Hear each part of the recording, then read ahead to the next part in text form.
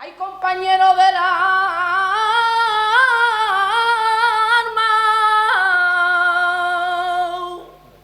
vinieron y me dijeron que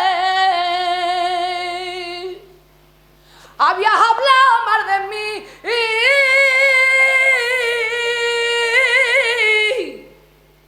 Mira si vivo con pena.